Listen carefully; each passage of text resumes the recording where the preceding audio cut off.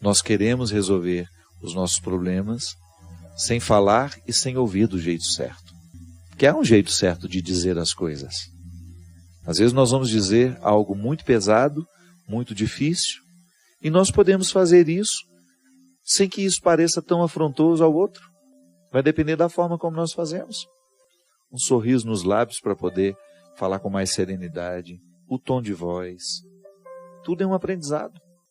Posso dizer coisas pesadas ao outro e ele me ouvir de um jeito leve. O conteúdo era pesado, mas eu busquei uma forma de dizer leve. Eu, particularmente, acho que o formato da nossa comunicação precisa diariamente ser analisado e percebido. Nós muitas vezes não fazemos uma crítica da nossa maneira de falar. E às vezes também não nos perguntamos se nós estamos sabendo ouvir. Se a gente não sabe falar, se a gente não sabe ouvir, nós teremos muita dificuldade de ter relações saudáveis com os nossos filhos, com os nossos maridos, com as nossas esposas, com nossos irmãos e até mesmo com nossos amigos. É um aprendizado. E eu acho que a nossa vida cristã, ela perpassa todas as nossas dimensões. Inclusive, me ensinando um jeito de falar, um jeito de ouvir.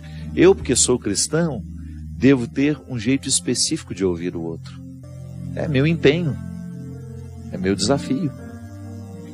E a gente sabe muito bem como é interessante, como nos faz bem encontrar alguém que sabe ouvir. Às vezes nós andamos longas distâncias para termos a oportunidade de encontrar uma pessoa que é especialista em escutatória. Da mesma forma como andamos longas distâncias também para escutar uma pessoa que sabe dizer. Aquela pessoa que parece que abre um caminho na nossa alma com a palavra que diz. São as pessoas naturalmente conselheiras que se exercitaram nessa arte. Mas isso não vem da noite para o dia, não. É exercício. Eu, por exemplo, se o Christian vem me falar de um problema, se ele vem me contar uma situação que está pesada, está difícil para ele, eu posso, num primeiro momento, já criar uma indisposição de ouvi-lo.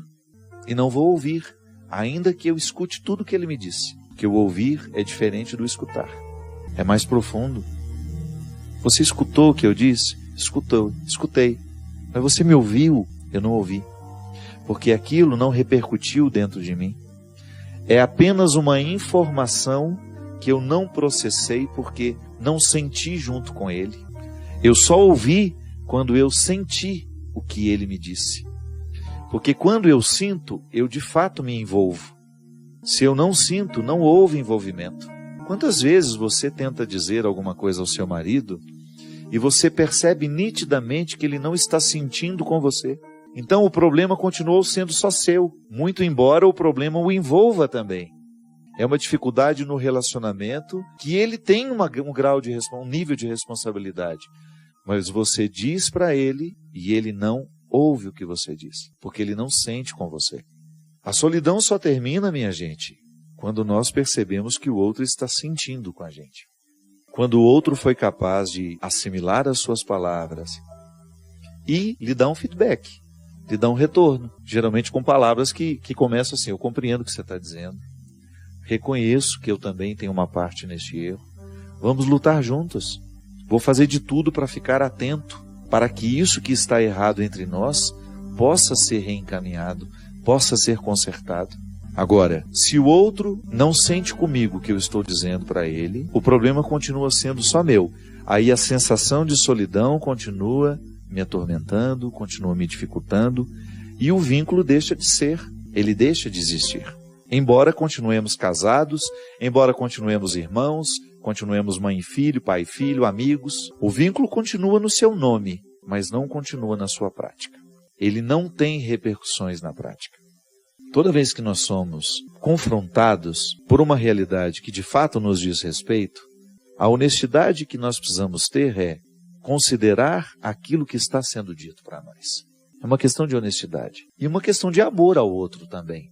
Se eu amo, é preciso que o enfrentamento seja uma manifestação do amor.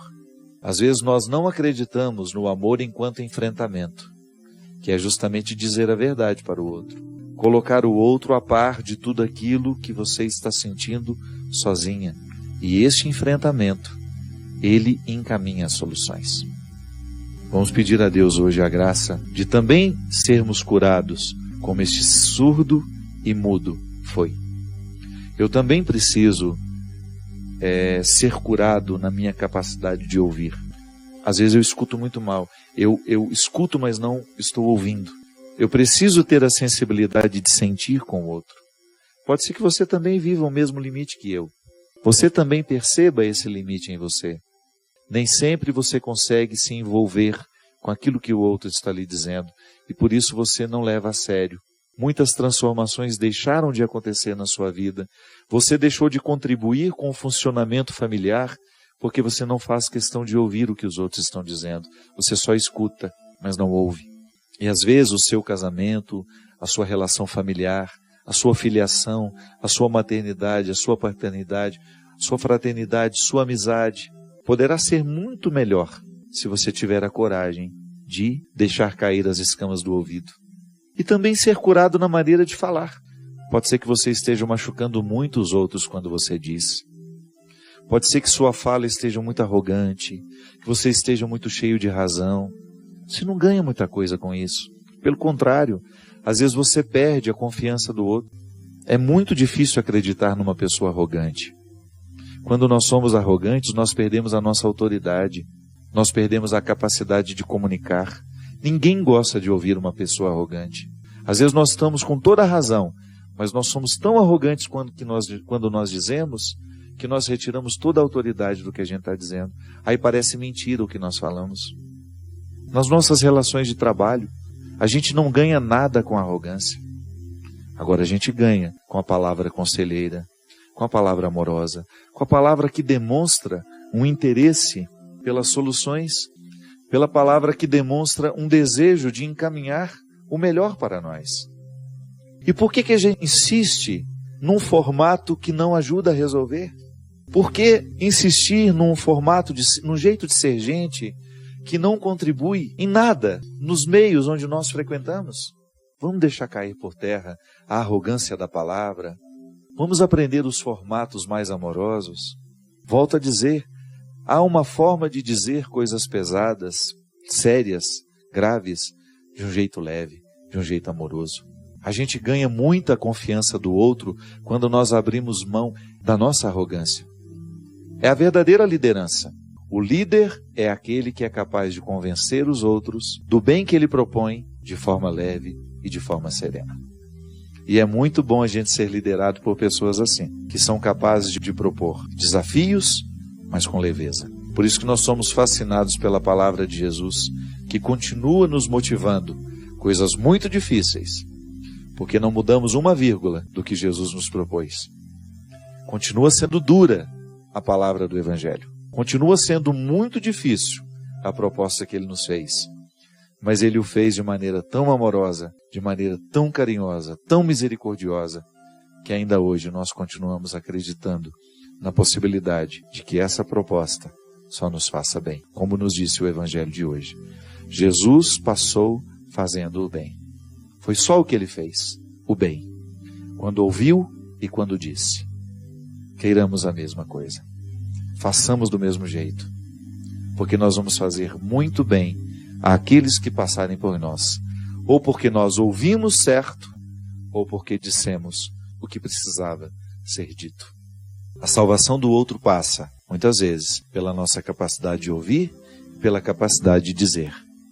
E a nossa salvação também nos chega quando alguém nos ouviu do jeito certo, ou então nos disse o que precisávamos ouvir.